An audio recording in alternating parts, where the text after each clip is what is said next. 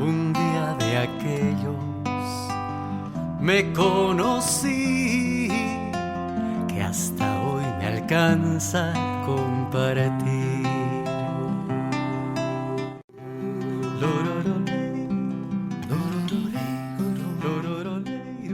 Ahora sí, oficialmente, bienvenidos y bienvenidas a todos, a todas, a este espacio que compartimos con Ale hace tanto tiempo y que hemos dejado tantos proyectos juntas, pero nos negamos a dejar porque le tenemos muchísimo cariño.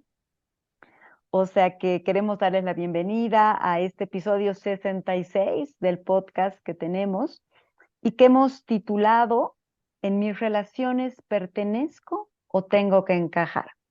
Conversando sobre la respuesta de apaciguamiento. Pronto vamos a entender un poco eh, a qué está vinculado, a qué se refiere eso, la respuesta de apaciguamiento, que puede sonar un poco rara, pero hay mucha neurociencia, mucha experiencia detrás de esto y ya Paola nos va a compartir. Y hablando de Paola, queremos bienvenirte, Paola querida, muchísimas gracias por estar aquí, por aceptar la invitación y quiero contarles un poquitito de Paola para que puedan conocerla. Paola es psicóloga clínica, es psicoterapeuta de parejas y familias, especialista en trauma, utilizando herramientas como la experiencia somática y el EMDR, y con varios años de experiencia de trabajo con población vulnerable. Para ella, el espacio terapéutico es el encuentro entre dos humanos, que en presencia y en relación se abren las posibilidades de nuevas maneras para estar y vivir en la vida. Encontrarás a Paola posiblemente con su perra Cala, caminando por la naturaleza y disfrutando de espacios sociales que tanto le nutren. Hola querida, nuevamente, bienvenida, Hola, muchísimas gracias por estar aquí con todos nosotros. gracias. Gracias a las dos. Es un honor. Sí, desde nuestra reunión de coordinación previa, he estado pensando cómo introducir el tema. Siempre hago una pequeña introducción y que no resulte muy removedor, ¿no? Para quienes podamos tal vez vernos reflejadas en esta respuesta de apaciguamiento. Y mi perrita Mica, como siempre, me ha dado un ejemplo muy gráfico de esto, ¿no? Ah, Hace unos días, una gatita me ha adoptado. Hay una oh, gatita que me ha estado misticando y mi perrita Mica está, pero enojadísima con el tema, ¿no? Entonces, mientras hace un ratito la reñía por corretear a la gatita, ella instintivamente bajó su cabecita, ¿no? Y empezó a mover la cola y se puso en esta postura de sumisión, ¿no? Mostrándome su pancita. ajá, Y tal cual, ¿no? O sea, con esa actitud ajá. de estar intentando Ujú, suavizar un poco la situación, ujú, suavizar el conflicto.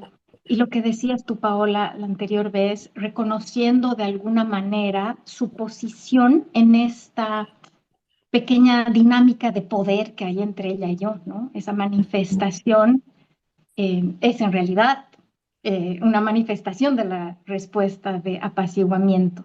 Y ujú. justo de eso queremos conversar hoy, ¿no? Cómo esta respuesta puede también manifestarse en nuestro comportamiento como humanos, como individuos y también como parte de un contexto social. Y cómo sentimos muchas veces que para evitar conflictos, para no perder la conexión con alguien, para no incomodar, para sobrevivir, ¿no? A veces tenemos que acomodarnos, ¿no? Para intentar pertenecer. Y conversábamos con Rocío, qué delgada es la línea entre pertenecer y encajar, ¿no? Esa palabra tan espantosa de encajar que resulta, no sé, se siente como tener que hacerse más chica, que reprimirse, ¿no? Moldearse para ser dignos de aceptación, de afecto, pero con un costo muy alto, ¿no? Por supuesto, si esto se sostiene en el tiempo, ¿no? pensaba, es un campo fértil para el resentimiento, ¿verdad? Y bueno, y para cultivar estas relaciones verdaderamente nutritivas, perdón. Y bueno, eso. Entonces, yo también te agradezco muchísimo, Paola, por aceptar la invitación para conversar sobre este tema. ¿Qué te parece si nos cuentas cómo empiezas tú a trabajar con este enfoque informado en trauma y más concretamente con cómo surge la necesidad de abordar esta respuesta de apaciguamiento? Wow, creo que diste una apertura al tema que lo envolvió todo. Lo dijiste todo en pocas palabras y me... Ya, listo, chao. ¡Chao! Si pudiéramos desmenuzar cada parte, ¿sabes? Como me emocionó mucho. Quiero tomar la parte mamífera, la parte de comportamiento, la parte de relacional, la de poder y la de encajar. O sea, no, wow. Yo creo que en la conversación podemos ir profundizando en cada uno de los temas porque lo nombraste todo, ¿no? Perdón, pero regreso a tu pregunta. Creo que la mejor respuesta ante mi propio trauma ha sido explorar y profundizar en el trauma, ¿no? Transgeneracional, colectivo, individual, etcétera. Y creo que también me parece que a la hora de estar acompañando, sobre todo mujeres durante muchos años en situaciones de violencia doméstica, y en su momento trabajé con sobrevivientes de explotación sexual, las respuestas que normalmente veía no eran las común ante el trauma que conocemos en el libro de lucha, huida. Claro, a veces las terapeutas queríamos empujar hacia la huida, ¿no? Porque la lucha era ponerlas en mayor peligro. Pero toda esta otra capa del apaciguamiento que involucraba culpa, que involucraba también enojo, que involucraba también, eh, sí, la sumisión, no fue algo que a mí me explicaron en la universidad, ¿no? No fue algo que yo aprendí como otra respuesta súper inteligente, socialmente muy adaptativa, que yo llamo superpoder, para poder sobrevivir a las situaciones, en este caso más extremas, ¿no? De las que hablo.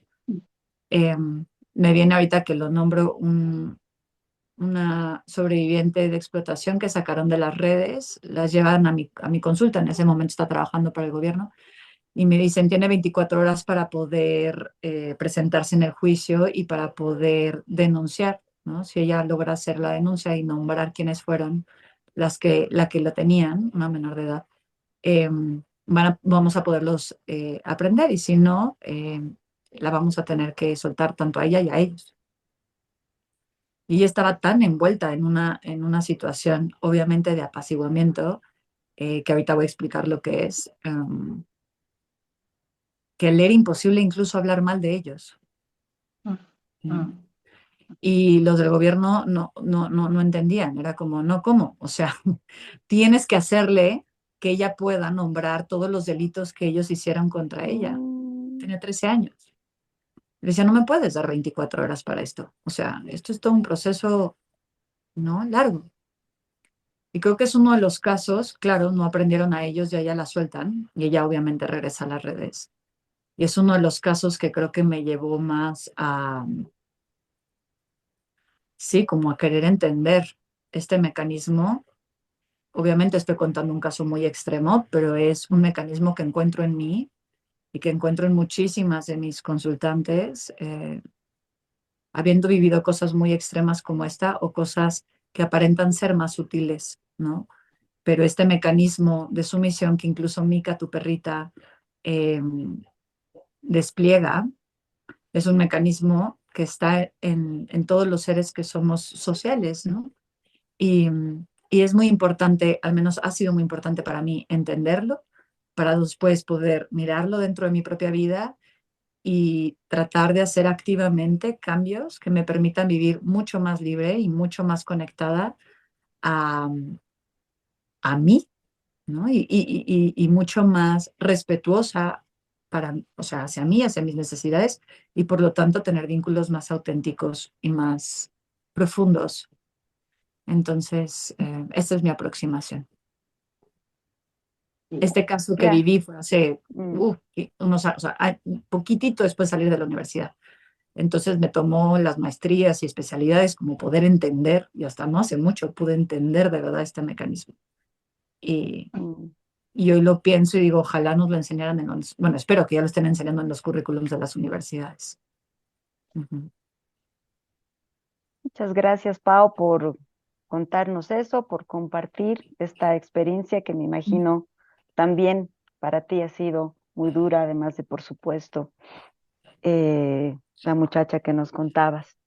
Y justamente yendo un poco ya a la temática, que bien nos decías, porque todavía la gente debe estar así como, ay, ¿qué es esa ¿Qué es? respuesta de la que están hablando?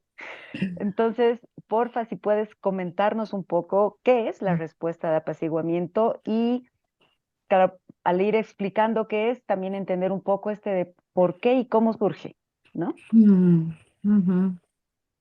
O sea, la respuesta de apaciguamiento, algunas personas, en inglés hay más palabras, phoning, Mm. appeasement, es como que no se han puesto muy bien todos de acuerdo cómo le llamamos. Es una mezcla entre complacencia, en inglés también como people pleasing, eh, y la palabra que más se ha como en español tomado es la palabra apaciguamiento. Y es una respuesta ante el estrés o es una respuesta ante trauma que sucede en relación.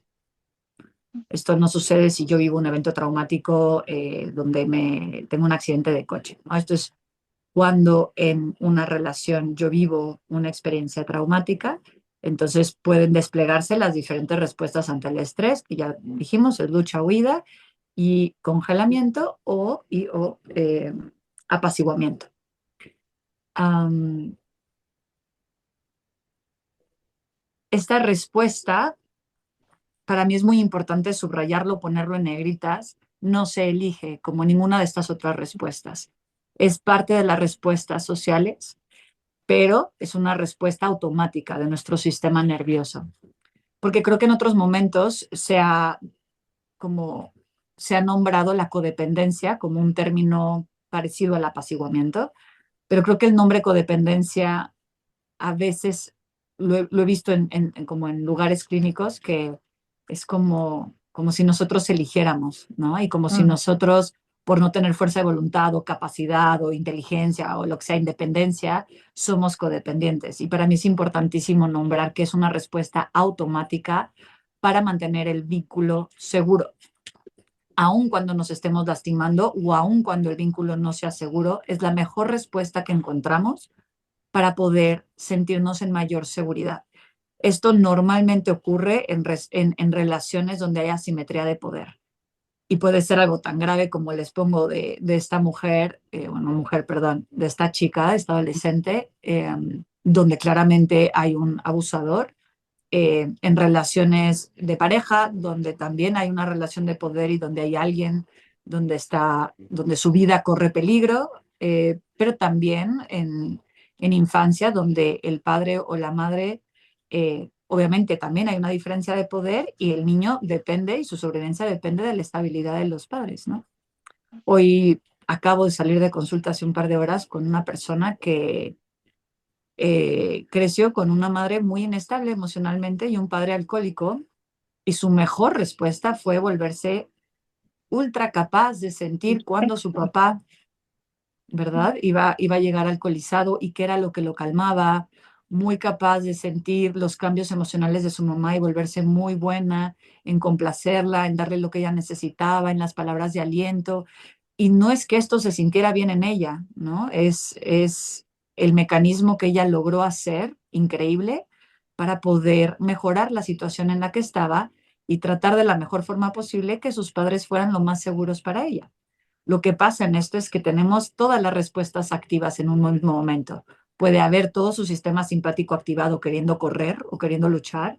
Puede haber también una activación dorsal donde parte de ella está disociada, pero también tiene la habilidad increíble para mantener su nervio vago o su sistema nervioso parasimpático vago ventral presente para poder no solo sintonizarse y estar en relación, sino además sentir al otro para ver qué es lo que necesita la otra persona de mí para poder estar bien.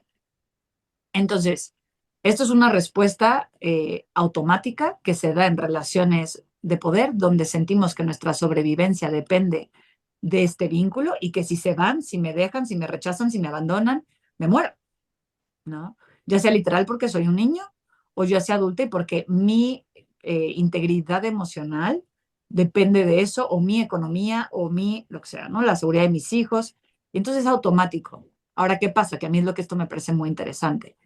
Una vez que este mecanismo también está activo y presente en nuestro sistema nervioso, también se puede desplegar como nuestro patrón relacional.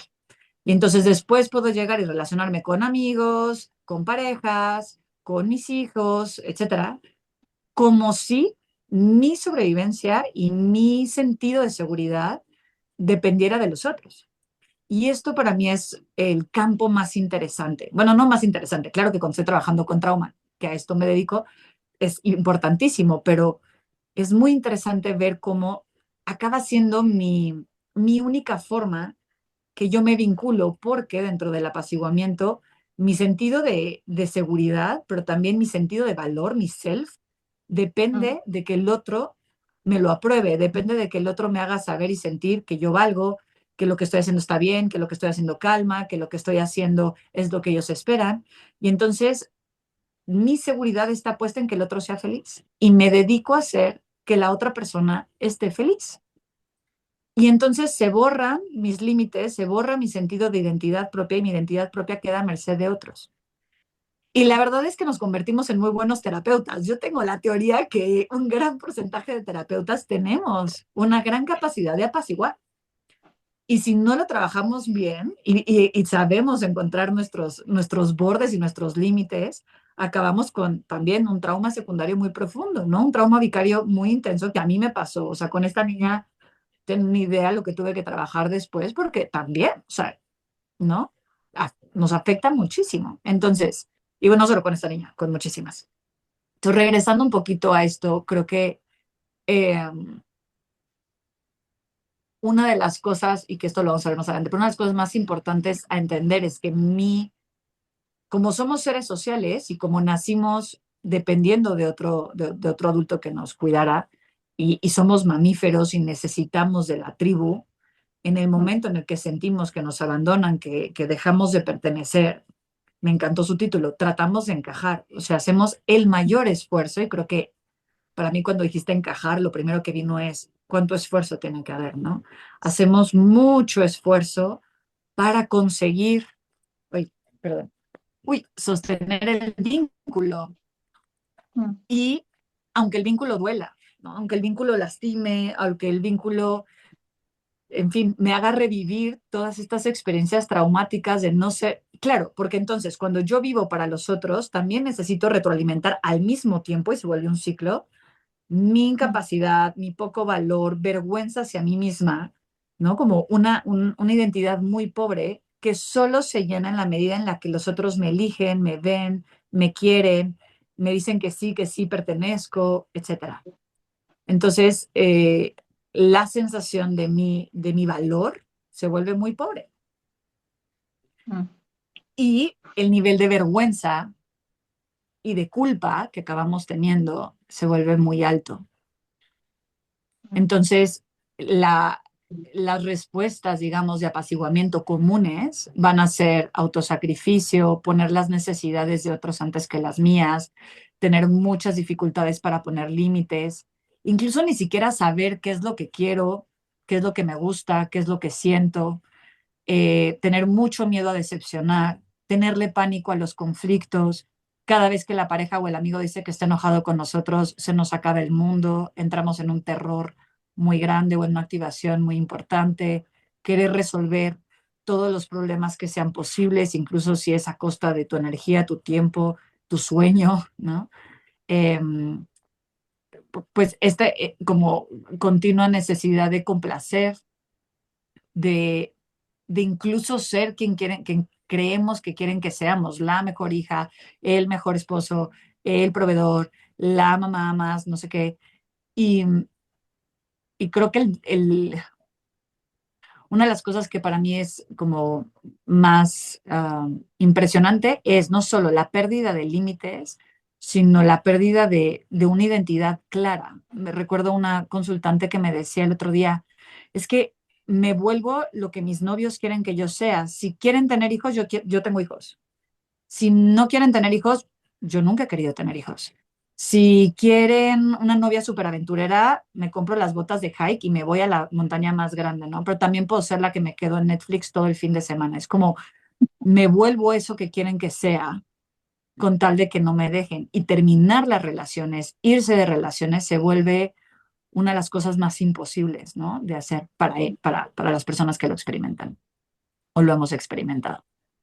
Entonces, lo podría resumir en una frase y sería, si tú no estás bien, yo no estoy bien. En la medida en la que tú estés bien, yo puedo calmar mi miedo. No sé cómo lo escuchan, igual ya me aventé todo un Mm. monólogo, perdón. Me emociona el tema.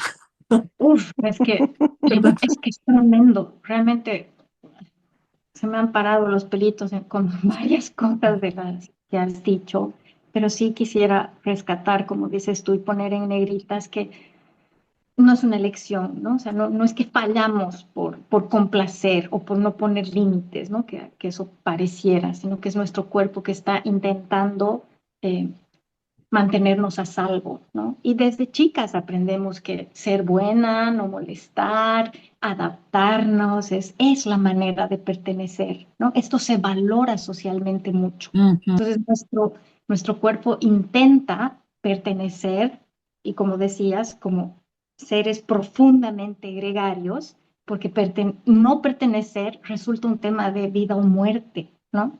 Entonces, no es un tema solamente individual, también se sostienen estas dinámicas sociales, ¿no? Entonces, em, ¿cómo se experimenta entonces esta respuesta a nivel individual y a nivel colectivo? Que me parece súper interesante como nos lo has planteado la anterior vez. Sí, creo que los ejemplos que ahorita puse son a nivel individual, ¿no? Ujú, El poner a otros antes, el quitar mis límites, pero también lo podemos ver en cuestiones sociales. Creo que ya nombré ahorita en situaciones de violencia, por ejemplo. Les contaba el ejemplo el otro día que a mí me pareció muy impresionante. Fui al parque a pasear a mi perrita y cuando me volteo a saludar a una persona, mi perra se hace pipí sobre las cosas de una mujer indígena que estaba vendiendo. ujú, Y su respuesta fue sonreír, como si todo estuviese bien, y decirme, no pasa nada, ¿eh? No te preocupes, señor, yo ahorita aquí me muevo todo y está perfecto. Y no estaba perfecto. Lo- la, la, la respuesta correcta hubiera sido que se enojara y que me dijera, ahora me lo pagas, ¿no? Tu perra me arruinó como una mantita que ella estaba vendiendo. Y se lo dije, le dije, te puedes enojar y me lo puedes cobrar, ¿no? Pero cuando tenemos estructuras sociales donde si soy mujer, estoy en mayor desventaja y si a eso le agrego que soy indígena, al menos en este país, estoy en un mayor nivel de desventaja, es automática la respuesta de apaciguamiento que se ve en todos estos gestos falsos de, pues mi forma más, la forma que me está viniendo es esa, como de que aparentemente todo está bien, ¿no? Sonrío, hago plática, digo que no pasa nada, o me hace recordar un ejemplo que una maestra una vez puso de una persona de raza afroamericana que entra a un elevador y entra y ve que todos son blancos y entonces él empieza a sonreír y a bajar un poco la mirada como si fuese una mini reverencia, ¿no? Como hola y haciendo como este gesto que sale automático. O sea, socialmente y colectivamente fueron esclavos hace no tantos años, ¿no? Y entonces todo esto está también a nivel genético, pues pasa. Y entonces todas las estructuras, por ejemplo, laborales, lo podemos ver muchísimo con los jefes, ¿no? O con las jefas.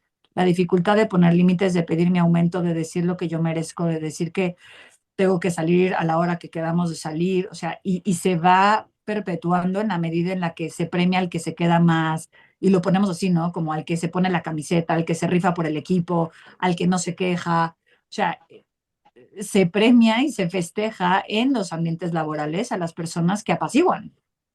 A nivel cultural también, ¿no? Y a nivel también países, o sea, y hoy lo podemos ver con los gobiernos del mundo, como el gobierno más bully que hay. O sea, los otros países se le unen y se le apaciguan porque obviamente ponerte en contra es sumamente peligroso y lo estamos viendo. Entonces, esto lo hacemos todos los seres humanos en todos los niveles. No, tal vez esto no es tan claro, pero tal vez me puedan ustedes ayudar a poner más ejemplos o clarificar más. Te doy, Rocío, con ganas. La verdad es que sí, porque este tema que mencionas, que se habla, o por lo menos lo hemos hablado poco, quizá aquí, ¿no? Y hay esta creencia marcada. Bueno, primero que en general, volver a hablar de trauma, desmitificar el trauma está siendo algo bastante nuevo. Y casi siempre se lo hace muy a nivel individual, ¿no? La experiencia individual puede ser en relación a, pero es yo, ¿no? Entonces, pasar a esta reflexión de entender que este tipo de experiencia de vida realmente responde también a traumas transgeneracionales, colectivos, y que están, y que existen, y que se traducen en las formas en las que nos relacionamos. Y como bien dices tú, en países como México o Bolivia, por ejemplo, es clarísima esa relación dependiendo los factores étnicos. Es clarísima y se sigue viviendo, como dices, pese a cuántos, en teoría, años que han pasado. Tenemos el colonialismo, ¿no? O sea, cuántas de estas cosas, las guerras, o sea, todos estos temas que son muy de historia de hechos, ha dejado ya entrado en lo profundo de nuestra identidad, digamos. Entonces es muy duro y a veces uno cree mentalmente que está fuera de eso, ¿no? O sea, que yo no, que yo, no sé, pues yo soy pro derecho, yo no, y trato racionalmente de hacerlo porque entiendo que esto no es adecuado, que no es bueno, que no es justo, pero a veces está tan metido en nuestras creencias que se nota en las reacciones a veces cotidianas, ¿no? Y tiene que haber un esfuerzo tan grande de poder como vernos desde este espacio y también vernos desde este espacio de diferencia de poder, que como dices, Ujú, a veces se ujú. suma, ¿no? Mujer, joven, indígena, pero hay muchas otras también, ¿no? No es lo mismo mujer indígena joven que, no sé, mujer clase media, blanca, ¿no? O sea, y todas estas transversales, digamos, son durísimas y profundas y merecen realmente análisis más importantes y entendimientos importantes que luego se traduzcan en políticas y en forma de ver y proponer las experiencias de vida, porque dices, al final somos, pues tenemos una sociedad que constantemente está reforzando estas diferencias. Como dices, al validar, por ejemplo, la respuesta de apaciguamiento, como posiblemente muchas otras más, pero esta es súper clara, ¿no? Entonces, creo que es muy importante. Primero, Pau, mil gracias, que tú lo mencionaste la anterior vez y por eso también lo explicitamos, o sea, te pedimos que lo explicites, pero que no lo estábamos haciendo con Ale. Entonces, creo que también es bien importante que esto fluya, ¿no? Y aquí que la mayoría de las personas que están aquí al menos son de Bolivia, creo que van a poder conectar bien con esto que nos comentas a partir de estos ejemplos concretos porque los vivimos día a día. Y, Sí, a mí me ha Y, parecido, uy, perdónale. perdón, quiero añadir un pedacito a eso que estaba diciendo Rocío, porque me parece tan importante, que el costo es muy alto, ¿no? O sea, puede parecer para una situación privilegiada, digamos, algo muy cómodo, pero se construye sobre una frustración tan grande, sobre una ira no expresada tan grande, que a la larga evidentemente no es sostenible, ¿no? Y lo estamos viviendo ahora muy claramente en mi país, entonces sí quería comentarlo para que veamos la otra dimensión, ¿no? No solamente nos quedemos aunque en esta partecita superficial, sino que debajo de todo eso hay un resentimiento muy válido también. Totalmente. O sea, parte de lo que hay que trabajar con las respuestas de apaciguamiento, por un lado es la identidad, los límites, la vergüenza y el enojo. O sea, el enojo es fundamental, pero el enojo como la fuerza necesaria para poner los límites que no se han puesto y para poder recuperar un espacio de seguridad. Hablando de lo colectivo, pensaba en dos ejemplos que ahorita vinieron a mi mente que me han sorprendido para bien. Yo tuve el honor de trabajar en una de las mejores ONGs o sea, wow, se llama Creamos, está aquí en Guatemala en el basurero. Y Hannah Clark, que es la directora, ha hecho una enorme labor en incluir dentro de la junta directiva a las mujeres también, a las beneficiarias, porque qué caso tiene que personas de Estados Unidos que en su vida han pisado el basurero de Guatemala estén opinando sobre qué es lo mejor únicamente para la ONG, ¿no? Y entonces eh, fue, fue súper interesante trabajar. Yo en su momento pasé a ser terapeuta y luego estaba en la junta directiva y acompañando estos dos procesos, ¿no? Entre la gente de Estados Unidos y las mujeres. Y además es una ONG que tiene contratado gente extranjera, pero también gente local. Y una de las cosas que más le aprendí a Hannah fue esta mirada de que en las conversaciones, incluso en el cafecito, no solo, o sea, ya ni se diga en la junta directiva, ¿no? Pero en el cafecito, solo invitar a la gente que eran beneficiarias del programa o que fueron beneficiarias y ahora están trabajando en la ONG, dieran sus opiniones, les dijeran qué no les parecía, expresaran qué necesitaban mejorar. Era muy complicado, incluso siendo contratados y siendo pagados de la misma manera que el extranjero, ¿no? Y es una labor que ella sigue haciendo de poder renegociar este es, porque ni siquiera es la estructura, ¿no? Es todos los mecanismos que pasan cuando estamos en una mesa y preguntamos, ¿ustedes qué opinan de que ahora los fondos se vayan para esto? ¿No? Mm. Y si yo pudiera invitar a las organizaciones, no solo incluir, sino además a tener esta mirada que cuando trabajamos con personas, y puede ser hombre, mujer sentados en la mesa, que ganan lo mismo, ¿no? Pero por cómo hemos sido criados en un sistema patriarcal, es más probable que la mujer tenga más miedo o se someta más o le cueste más trabajo o incluso pedir un aumento. Y esto lo vemos con todos los estudios que hay del síndrome de impostor, cómo se da mucho más en mujeres, cómo a las mujeres les cuesta mucho más trabajo pedir aumentos, cómo les cuesta mucho más trabajo poner límites y son consideradas mejor adquisición para la fuerza laboral porque entonces ellas dan más, siempre se ponen la camiseta, pero porque hay un miedo terrible de que si yo digo lo que yo necesito, entonces me echen, ¿no? Y pongan a un hombre en mi lugar. Entonces, se me ocurre este ejemplo de la ONG. Y otro que me ha parecido más interesante, estoy en una formación de un compañero, Marco Ratti, abrió su formación y estoy apoyándolo. Y me ha parecido súper lindo que las alumnas y los alumnos nos han podido nombrar mientras que estamos en clase. También tenemos espacios grupales donde vamos preguntando cómo van. Y ha salido mucho este miedo a decirme a mí o a Marco como no nos hace sentido, esto no encaja con la teoría, esto...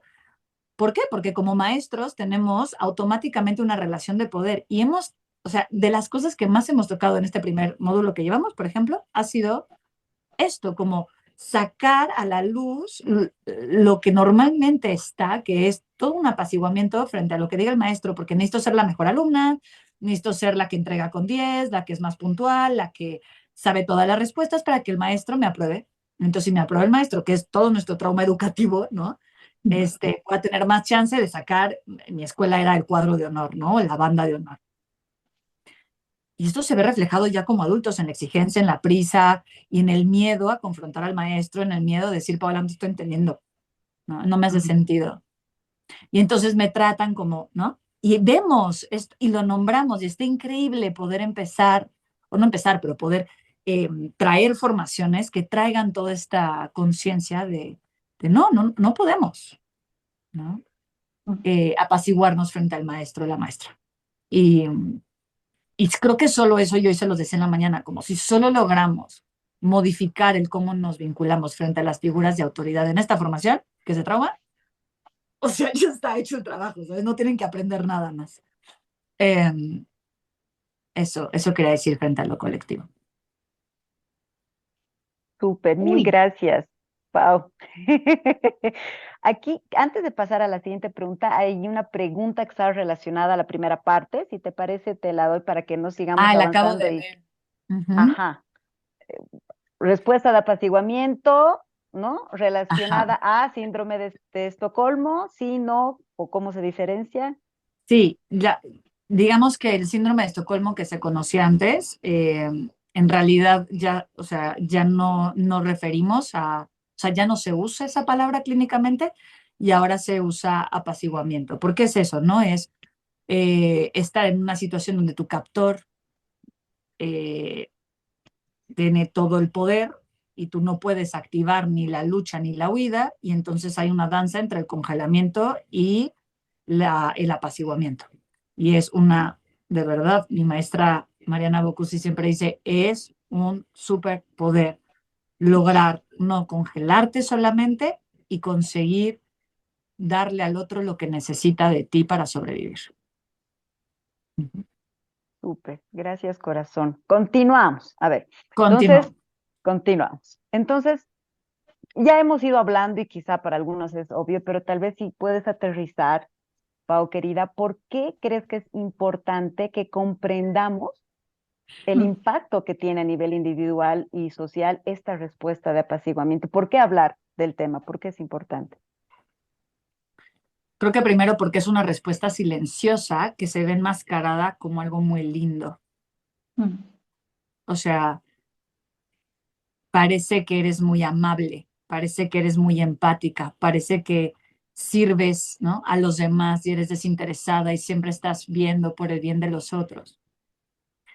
A ver, ojo, si se hace desde la amabilidad y si se hace desde la empatía y si no tiene un costo, está perfecto, pero si el costo es abandono propio, no poner límites, tu salud emocional, estrés, o sea, no es amabilidad, no es empatía. Una de mis primeras terapeutas y maestra, Abby, me decía, si la empatía no te incluye, no es empatía, es autodestrucción. Si, ¿no? Como si la empatía no te pones, o sea, no te pones solo los zapatos, sino hasta los calzones, es apaciguamiento. Mm, Eh, ¿No? Porque es que nos dicen, empatía es ponerte en los zapatos del otro. Y Abby decía, es que a mí me decía, te pones en los zapatos y hasta en los calzones, ¿no? Te vas a vivir a su casa si es necesario. Entonces, creo que es esto, necesitamos entenderlo para poder diferenciar y para, por lo tanto, no solo diferenciar si esto que hago lo hago por amabilidad o lo hago porque siento que no tengo elección. Si yo logro no hay diferenciar, esto es porque yo quiero o esto es porque siento que si no lo hago me dejan de querer, se van a enojar conmigo, dejo de ser valiosa. Creo que cuando lo podemos entender, podemos hacernos estas preguntas y podemos ser lo suficientemente valientes para ser curiosas y pensar como cuál es mi intención realmente de esta respuesta. Y me parece que también podemos ser más responsables cuando estamos en roles de liderazgo y de poder, porque siempre va a haber jerarquías de poder, ¿no? O sea, ahorita hay una jerarquía de poder. Me toca a mí hablar y las personas que están escuchando y que están quizás aprendiendo, me pone a mí en una jerarquía un poquito más arriba. O si yo soy madre, o si yo soy dueña de mi perra, o, ¿no? O sea, donde sea hay una jerarquía de poder. Y para mí no solo es salir del apaciguamiento, es volverme responsable si estoy en una posición de poder para cuidar que no es que las personas con las que me vinculo, si alguien viene a trabajar a mi casa, si alguien trabaja conmigo en una ONG, o en lo que sea, perdón, no te dije ONG porque vengo de ahí, pero me explico, creo que es eso, es volvernos responsables en los roles de poder y de liderazgo que tenemos en las parejas también. Ujú. Y sabes que me hacías pensar también, cuando comentabas, esto se ve también mucho en las sesiones de coaching, ¿no? O sea, Ujú. me ha pasado que las personas más aplicadas, ¿no? Que siempre están con sus objetivos cumplidos y todo, son también en cierta manera o tienen esta Por supuesto, respuesta, ¿no? Muchas son el sueño dorado por de supuesto. cualquier persona. Pero, claro, me acuerdo de una chica con la que trabajábamos y ella, lo que le tocaba a ella o lo que ella quería hacer era empezar a poner límites. Y yo pensaba, qué fácil es para mí decirle, tienes que poner límites, ¿no ve? Cuando no hay este espacio seguro para que ella pueda hacerlo afuera y ni siquiera adentro en la conversación conmigo, ¿no? O sea, a mí me ha costado muchísimo darme cuenta que esa estrella dorada de cliente era en realidad absolutamente apaciguándome a mí, ¿no? Ujú. Qué fuerte me parece. Y también quisiera que comentes cómo esto puede sostener estas estructuras sociales más amplias, ¿no? ¿Cómo podríamos hacerle grietitas chiquitas, por lo menos, a estas cosas que parecen tan inmensas, ¿no? Como, no sé, racismo, clasismo, todo lo que estábamos hablando. ¿Cómo se podría hacer? Para mí, no estoy segura, la verdad. O sea, para mí creo que es esto que decía, ser responsables en nuestros lugares de poder y tenerlo simplemente muy consciente. Por ejemplo, como coach o como terapeuta, si yo puedo apoyar a que esa persona logre ponerme a mí un límite. O sea, yo me acuerdo cuando estaba trabajando este tema en mi vida, le mandé un audio a mi terapeuta enojadísima porque sentí que, no me acuerdo qué había sido, algo no me pareció en la sesión y en la sesión yo, sí, tienes toda la razón, wow, ¿no? Estaba enojadísima. Y el día que pude mandarle el audio y decir, la neta, te dije que sí, súper, pero me chocó esto que dijiste y estoy en desacuerdo total. Ese día dije, no, y llegamos a la siguiente sesión y llegó. Yo dije, ya me va a mandar a la fregada, ¿no? Y llegó a felicitarme, ¿no? Y llegó a celebrarlo.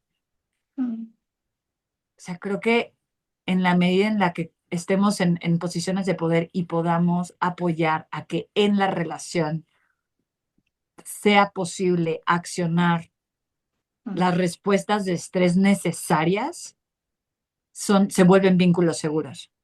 Si mm, yo necesito enojarme y poner un límite, si yo necesito decirle no puedo más con esta sesión, me voy a ir. O sea, si yo puedo accionar otras respuestas más seguras y más en contacto conmigo, sabiendo que la otra persona lo va a poder sostener, porque es el tema. Tenemos miedo que dejemos de pertenecer, tenemos miedo a que nos echen. Eh, y se sostiene el vínculo, entonces reconfiguramos muchísimo.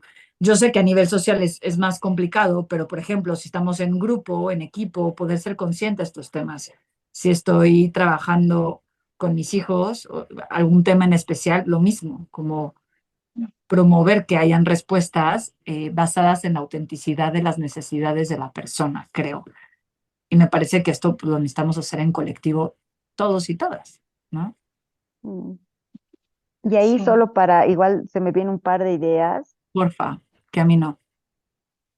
no bien vinculadas, pero no, una es, claro, o sea, lo que decías y que además, haciendo referencia a lo que nos contabas de por qué te acercaste también a este tema, y esta importancia de comprender, entender eso, porque solo a partir de conocerme, de notarlo, de verlo, de sentirlo, voy a tener la capacidad de poco a poco explorar cosas que quizá me puedan llevar a otro espacio que me aporte más, ¿no? Entonces, Mm, así como a nivel un poco más individual, realmente el proceso inicial que se alarga durante quizá toda la vida, toda la pero vida. de que haya autoconocimiento y autoexploración, desde donde mayor amabilidad pueda haber, que puede ser muy difícil al comienzo, y luego poder llevarte seguir explorando recursos, lo que fuera, respuesta, ¿no?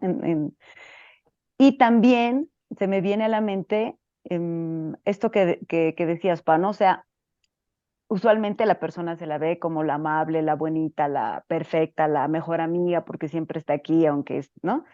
Pero también el otro lado, ¿no? Que mencionabas, por ejemplo, de esta jovencita. Así que, ¿qué le pasa? O sea, le ha pasado eso terrible y no ha peleado. O sea, que es Ujú. mucha crítica, ¿no? También a esto.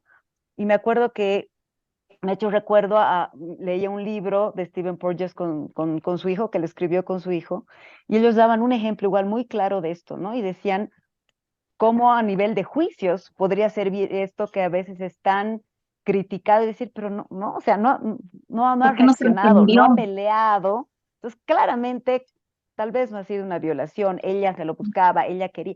Entonces, ¿no? Esto también tan terrible Sí, es lo otro, que puede servir para, no solo a nivel individual, pero poniendo el ejemplo de lo social y las estructuras, ¿no? Judiciales, educativas, salud, o sea, va por todo lado, digamos, ¿no? Entonces, o sea, es un sinfín de posibilidades, digamos, ¿no? Al menos empezar a partir chiquitito de ir comprendiendo y visualizando esta respuesta individual y Claro. colectiva. Sí, y me esto hace que pensar decías en, tú, ¿por qué no lo ha dicho a tiempo, no? O sea, ¿por qué no lo ha dicho cuando pasó? Miércoles, qué Mm, mm, fuerte esto. y me Perdón, hace Pau, pensar cuando estamos en posiciones de poder, he visto médicos, abogados, o sea, en diferentes situaciones donde, pues no me dijo que no, claro, mm, ¿no? fuerte. Bueno, yo le dije que, y así vamos a redactar el divorcio, le pregunté que si estaba bien y me dijo que, o sea, no me dijo que no. mm. Le mandé este medicamento, ¿no? No me dijo que le sentó mal. O sea, creo que cuando estamos en posiciones así de poder, también podemos justificar y creer que como no dijo nada, era un sí. Mm. Y creo que hay que entender que a veces no decimos nada. Me acuerdo una vez una persona venía a trabajar a mi casa a apoyarnos con la limpieza y por un año y medio se comía un pollo que yo hacía, que según yo era delicioso, a mí me gustaba. Año y medio después me dijo que en realidad no le gustaba el pollo porque yo la vi comiendo haciendo cara de esfuerzo. Y yo, ¿no me quedó rico? No, sí, sí, delicioso. ¿No te gusta, verdad? Me dice, no, la verdad es que no me gusta tu pollo, pero no quería decirte nada, Uf. ¿no? Desde ahí, y es que si empezamos a cambiar desde ahí en esos niveles, también mucho puede cambiar. Mm. ¡Ay, tu gato! Yo Sí, Siento tengo que los gatos entienden esto, pero muchas veces al revés. Eso, ellos hacen que nosotros nos sometamos. absolutamente. totalmente. Es muy chistoso. Bueno, perdón, volviendo. Ahora, ya bueno, más o menos hemos visto qué podemos hacer en una situación de poder, digamos, ¿no? Pero al otro lado, o sea, ¿qué podemos empezar a hacer si identificamos que esta respuesta ya no nos está aportando bienestar a nuestra vida? Mm, creo que es la pregunta más importante de hoy. Sí, Eh, se me ocurren muchas ¿verdad? cosas. Voy a tratar de ser breve porque esto era como lo que más traía de información. Pero creo que perdón, nada más para confirmar, deberíamos de terminar en 4 minutos, ¿verdad? ¿O 5? Si tú Debe- puedes, en lo que puedas, tranquila, Paula, pero estamos más Voy a a merced de intentarlo. tu tiempo que al No, nuestro. no, no, yo más bien por la planificación de la sesión. Ok. Em, creo que lo más importante es darnos la oportunidad de renegociar o de reevaluar si realmente mi seguridad sí está en este momento dependiendo de otros. O sea, simplemente tomarme la oportunidad de mirar si mi salud, si mi felicidad, si mi bienestar, si mi seguridad en la vida y en el mundo depende de que las otras personas me validen, me quieran, me acepten. Creo que como mamíferos, hasta un cierto nivel sí. O sea, sí necesito que ustedes validen que esto que estoy diciendo es adecuado y podamos, ¿no? Tener esta interacción. O sea, sí, pero me parece que cuando estamos en estas estructuras de apaciguamiento, todo nuestro valor y todo nuestro sentido de identidad, todo nuestro merecimiento está ahí puesto. Y me parece que es este esfuerzo de regresar a tener un sano sentido del self, de quién soy. O sea, esta historia del autoamor o del amor propio, o de sí es así, ¿no? O sea, es poder regresar a reconocer quién soy, qué quiero, qué me pasa, qué siento, cómo es esto que siento. Es poder poner una pausa entre mi impulso por complacer o por calmar al otro o por apoyar al otro y poner una pausa para notar de dónde está viniendo. Normalmente hay un miedo, hay una contracción, hay una angustia previa en mí de ver que la otra persona, si no está bien, yo no voy a estar bien. Y me parece que esa pausa que podemos hacer para reevaluar y incluso preguntarnos como otra persona está sufriendo o está enojada, ¿realmente es mi responsabilidad aliviarlo? O sea, ¿realmente me corresponde a mí calmarlo? Es lo mismo que yo haga ese esfuerzo a que yo esté presente de forma compasiva. A mí me gusta mucho esa diferenciación entre la compasión y la empatía, ¿no? Y la compasión es mucho más sobre la presencia que atestigua que este esfuerzo por ir y hacer y resolver y apaciguar o calmar.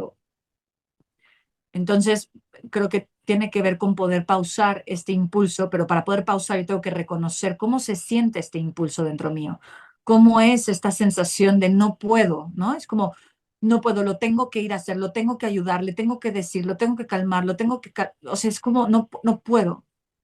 Y me parece que en la medida en la que podamos, y obviamente si vamos a un coaching, terapia, que tenga esta mirada, nos van a poder apoyar a que podamos sostener más la activación y el miedo que viene para poder navegar primero este miedo a quedarme sola, este miedo a que me dejen de querer, este miedo a morirme, porque la sensación es me voy a morir, tal cual, y lo digo y sí, o sea, para mí viene también, y sigue viniendo, como me voy a morir si me dejan, ¿no? Y creo que es poder abrir espacio y reconocer que aquí estoy yo, ¿no? Que aquí estoy yo sosteniéndome, atestiguando y acompañando este miedo. Y cuando empieza a haber un self, un yo más presente, es posible acompañar ese miedo e ir probando con relaciones más seguras que si yo digo que no puedo, que si yo llego tarde me pasó hoy, o sea, yo suelo ser, voy a decir, era hiper puntual. Darme el permiso de llegar minutos tarde era agobiante, pero más por complacer. Y he estado trabajando mucho dentro de estas estructuras de apaciguamiento en relación con mi tiempo, ¿no? Porque por llegar siempre a tiempo y nunca quedar mal con nadie, iba a prisa, no comía, llegaba con gastritis, o sea, el costo de poder llegar a tiempo era inmenso. Hoy llegué 5 minutos tarde y te lo dije, voy tarde, ¿no? Con mucha pena, pero también desde este lugar de verdad estoy haciendo lo mejor que puedo hoy. O sea, y prefiero llegar, ¿no? Y llegar completa a llegar ahí, como a la mitad y con muchísimo estrés. Y por lo tanto pienso que tiene que ver también con trabajar en estos bordes, en estos límites, que no tienen que ver solo con decir que no o con decir, con empujar o con decir, pues ahí te ves tú, sino con poder incluir las necesidades del otro sin perder de vista las mías. No se trata ahora de irnos al otro lado y pendular y que nos valga queso el mundo o la gente, pero creo que es encontrar estos puntos donde sí puedo encontrarme con el otro sin descuidarme a mí. O sea, sí puedo llegar a esta reunión, llego 5 minutos tarde porque los necesito para ir al baño, tomar un poco de agua y conectarme, ¿no? Es, es creo que dentro de estos límites poder sostenerme a mí si a la otra persona le incomoda y poder estar para la incomodidad del otro, pedir disculpas porque llego tarde, ¿no? O sea, estar ahí, sostener como mi consecuencia y al mismo tiempo como sosteniéndome y sosteniéndome lo incómodo que eso puede llegar a ser, ¿no? En lugar de llegar y complacer a más no poder para que la otra persona no se enoje, poniendo el ejemplo que pasó hoy en esta reunión, ¿verdad? Em, si me quieren interrumpir, interrúmpanme, porque yo tengo aquí varias ideas de qué más podemos hacer. Definitivamente trabajar con el enojo como una fuente válida de la energía acumulada y reprimida era necesaria usar para poner mis límites, para poder reconocer lo que es injusto. Em, Algo que es muy importante, que no lo dije hace rato y creo que ya no va a entrar, ya no va a dar tiempo, pero podemos, si no, en otro momento. Es muy común que en el trauma volvamos a elegir personas que reactiven este patrón. Entonces, si yo viví esto en mi infancia, voy a tener parejas que son narcisistas o no disponibles o en muchísima necesidad emocional que necesiten que yo los salve, o amistades, o incluso la misma dinámica de familia, que como esto es no solo lo que conozco, sino aquí me siento útil, capaz, mirado, necesitado, cumple una función muy importante volver a elegir parejas así, pero en la medida en la que voy trabajando con mis bordes, también me dejan de atraer esas dinámicas y dejo de buscarlas porque ya ni siquiera es necesario para yo saber mi valor y para yo saber dónde estoy parada y para yo saber quién soy. Pero creo que requiere mucho, mucho trabajo interno de amor de, y de reconocimiento de mi ser en todos los niveles, o sea, desde la capa más fisiológica hasta la capa más espiritual, pero de quién soy, para poder colocarme en este lugar eh, y obviamente observar los impulsos tan fuertes que van a venir cuando yo no empiezo a mostrarme como la gente a mi alrededor está acostumbrada a verme. Porque normalmente si esto llegó adulta es que llevo toda una vida siendo esta versión, ¿no? O apareciendo relacionalmente en esta versión.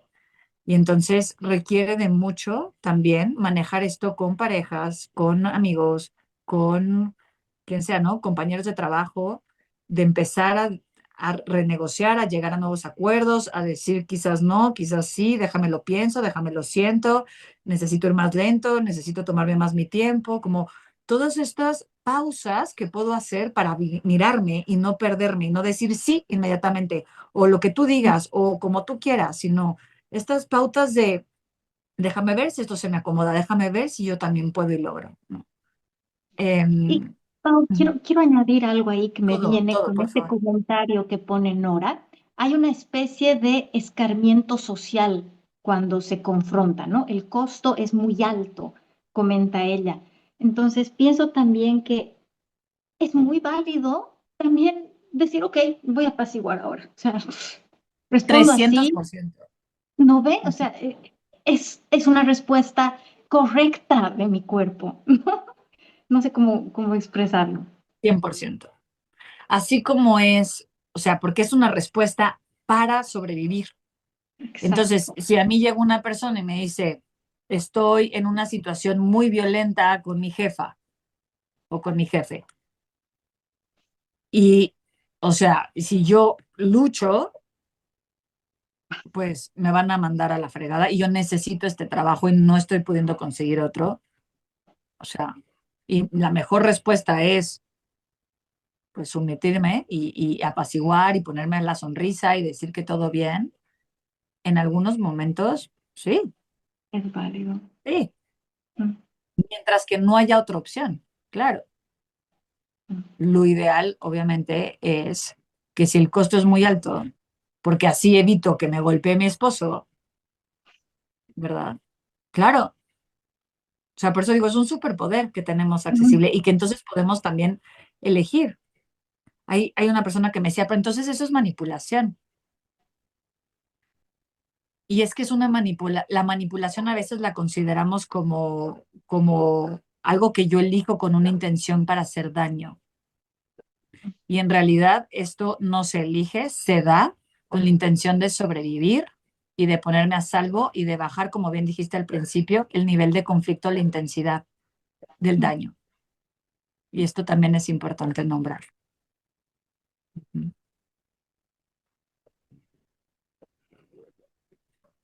Continúa, Pau, si tienes Sí, algunos puntos más ahí de esta última preguntita. Eh, pues sí tengo algunas. Creo que el autoabandono, como la facilidad que llegamos a tener las personas que apaciguamos de decir, ay, yo quiero, voy a poner algo muy, muy simple, como, ay, yo quiero ir a este restaurante. Y los otros dicen, no, yo quiero ir a este. Bueno, está bueno. O sea, soltamos muy rápido lo que queremos y que podemos empezar a practicar con cosas como, ¿yo qué quiero? No, pues yo quiero este restaurante. La mayoría no quiere. Bueno, pero les parece que para la siguiente sí se priorice. O sea, empezar a soltar menos, no es entercarnos, pero soltar menos, ¿no? Sostener un poquito más mi deseo y mis necesidades. Y creo que algo muy importante es notar el nivel de vigilancia que tenemos hacia las personas. O sea, las personas que apaciguamos, las personas como yo, como mucha gente que apaciguamos, somos súper buenas en notar cuando alguien ya hizo una mueca que está cansadita. Somos muy buenas para notar en la reunión cuando mi pareja hizo un chiste y a este no le pareció, ¿no? O sea, podemos leer claramente todo el lenguaje no verbal de una situación social y entonces se vuelve muy poco agradable y no la pasamos bien y estamos angustiados todo el tiempo porque encajemos nosotros o la pareja que está con nosotros acompañándonos, ¿verdad? Entonces es importante mirar el nivel de hipervigilancia y de atención, ese foco, para poderlo ir flexibilizando y ir jugando con, ok, estoy afuera y ahora llevo adentro, y yo cómo me siento, y yo cómo está esta comida, y yo cómo me siento en conexión con esta persona, y yo cómo me siento con mi pareja, no es llevar el foco adentro y llevar el foco afuera, a la angustia de qué está pasando allá afuera. Entonces, jugar con el foco de la hipervigilancia y saber ante todo que si esta es una respuesta de estrés, hay que, puede ser en terapia o de otras maneras, trabajar con mis niveles de alerta para desactivarlas si en el presente no está viendo realmente una amenaza. Porque lo que pasa es que mi sistema nervioso está activadísimo, como si ahorita hubiera una amenaza, como si en esa cena, si a esa persona no le pareció el chiste de mi pareja, me voy a morir. Me voy a morir porque voy a dejar de pertenecer a este grupo de amigos. Y realmente no, no va a pasar nada. Y poder atrevernos a ver cómo, si les parece tonto el chiste, me siguen queriendo y me siguen invitando a la que sigue. Como decía una consultante hace poco, como, o sea, es que si yo no digo algo inteligente con mi grupo de amigas, me van a dejar de querer. O sea, me van a dejar de invitar. Entonces, haz este experimento de decir algo menos inteligente. No podía decir algo muy simple porque se muere, ¿no? Pero algo menos inteligente. Y regresa a la consulta siguiente y me dice, me dijeron que les caí mejor, que era un poco más auténtica y menos arrogante. Como es españolas, también las españolas dicen las cosas así, ¿no? Entonces le dijeron así como, ay, mira, ¿y a ti qué te pasó? Si vienes mucho menos arrogante que normalmente, ¿no? Y entonces me dice, wow, hasta arrogante me querían. Y me pareció genial, ¿no? Entonces, bueno, tengo más cosas, pero creo que entre ellas es poder transformar nuestra identidad que está siempre como, que casi siempre está como muy, como atrapada por la vergüenza, que me encanta que ya hablaron con Ade del tema de la vergüenza, para poder, y si no lo han escuchado, escuchen el episodio con Ade de vergüenza, para poder ir como liberando esta capa de vergüenza y poder reconocer mi valor. A mí me gusta mucho, como algunos consultantes me dicen como, es que tú no estás viendo en las terapias qué más tengo que cambiar. Y era como, o sea, normalmente es un no, no estás en terapia para cambiar algo porque hay algo mal en ti. Estás en terapia para poder regresar a ser tú sabiendo que eres digno o digna y eres suficiente como eres. Es regresar a eso, ¿no? Y creo que con esto cierro. Creo que hasta aquí ya me pasé bastante de tiempo y hablando de bordes me parece importante respetarlos. Uf, uf, no sé, yo estoy toda movida. Pau, querida, a ver, aquí tenemos una, no sé si es pregunta o es comentario. Nora dice, es frecuente decir, no le voy a dar el gusto de enojarme. Es como un autosabotaje. Toti, es una pregunta, porque normalmente a veces yo digo, es un autosabotaje para poder reaccionar, porque muchas veces decimos, no, no me voy a enojar porque no le voy a dar gusto a esta persona de enojarme, porque lo que ella está queriendo es que yo me enoje. Entonces, mi pregunta es, ¿eso es como un autosabotaje a mi propia expresividad, digamos? Gracias, Norita. Pau, ¿qué dices? Estaba pensando a qué nos referimos con autosabotaje. Quizás lo primero que me viene el autosabotaje es cuando voy en contra de mí. Pienso que el enojo, más que voy a acabar haciendo lo que ella quiere que yo haga, pienso que el enojo es la oportunidad para notar en mí qué es eso que no se está sintiendo bien y cuáles son esos límites que yo necesito poner para estar a salvo. O sea, el enojo es el vehículo que me permite decir esto no, y quizás puede ser esta relación no, esta conversación no, así no. Entonces, más que dar o no el gusto, me parece que es no hacer lo que necesitas hacer para estar a salvo, es autosabotaje, ¿no? O es ir en contra de ti. Eso es lo que me surge decir. No sé si ustedes quieren complementar. Solamente una cosita, que también estar consciente de que eso viene con un costo, ¿no? O sea, y viene con un costo de resentimiento a la larga, ¿no? Estas personas tan buenitas que todo lo hacen, que siempre están al servicio, y conozco muchas y por eso lo comento, o sea, dentro suyo algún momento explotan, ¿no? Porque no se puede sostener esta complacencia todo el tiempo, no se puede sostener algo que realmente no es genuino, y por eso decía al principio, es como un campo fértil para el resentimiento, ¿no? Y eso al final también daña al otro, ¿no? Ese nuestro intento de siempre estar bien y que para que el otro esté bien, también está dañando a la otra persona. No sé si me va a entender. Ujú. Y además, en este caso, claro, es así como, no le voy a dar el gusto de enojarme, entonces lo estoy castigando, digamos, ¿no? Porque no me importó lo que hizo, que él en realidad no me importó y por eso no me enojo. Pero como dices, Ale, y al final es, o sea, no tiene tanto sentido porque por un lado no estás permitiéndote expresar, como dice Pau, tu enojo, que quizá, o sea, si has sentido que puedes enojarte, que te estás enojando y no le das el gusto, es porque ha habido ya como una sensación, señales de que te estás enojando. Entonces, por un lado no te estás permitiendo enojarte, poner el límite o algo vinculado al enojo.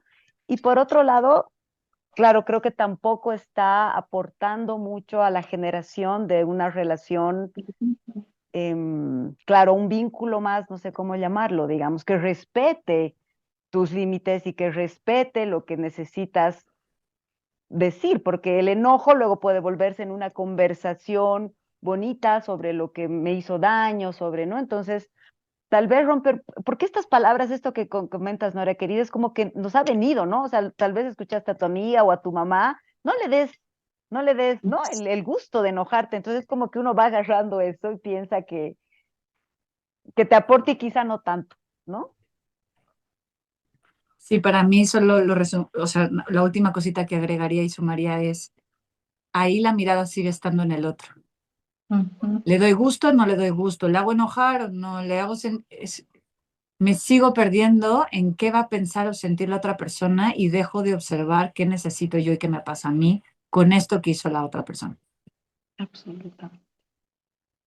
Claro, yo veía esto, ¿no? En relaciones de poder, ¿no? Cuando hay uno que es más poderoso que el otro, porque es como un mecanismo ya de defensa, ¿no? De decir, como no puedo renunciar a mi trabajo, como no puedo mandar al diablo a mi jefa, qué sé yo, por lo menos no le voy a dar gusto de enojarme con esta extra tarea que me está dando y voy a hacer a la que estoy haciendo esta tarea bien feliz cuando sé que es un exceso, cuando sé que es una injusticia, ¿no?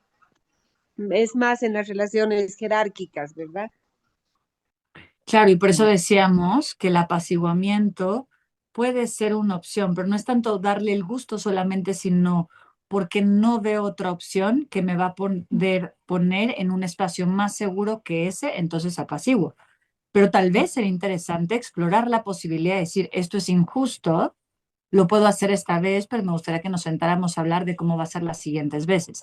Si me sé y estoy segura que me va a mandar al diablo, ok, no le voy a dar el gusto, sino solo voy a elegir poner la mejor cara porque ahorita no me puedo dar yo el permiso o la posibilidad de buscar algo más.